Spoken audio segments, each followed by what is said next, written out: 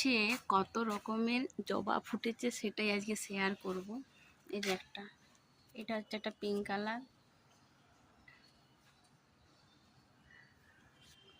একটা red colour, এটা লক্ষ্মী জবা,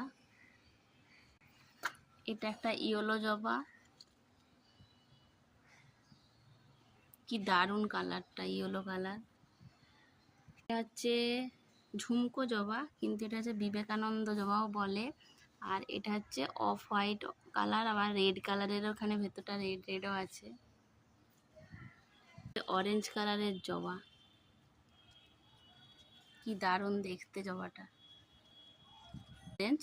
আর এখানে একটা আছে ডিপ অরেঞ্জ। এই যে একটা সাদা কালারের জবা, এটা হচ্ছে লাইট পিঙ্ক কালারের জবা। জবার কালেকশন কিরকম একটু কমেন্ট করে জানাবেন।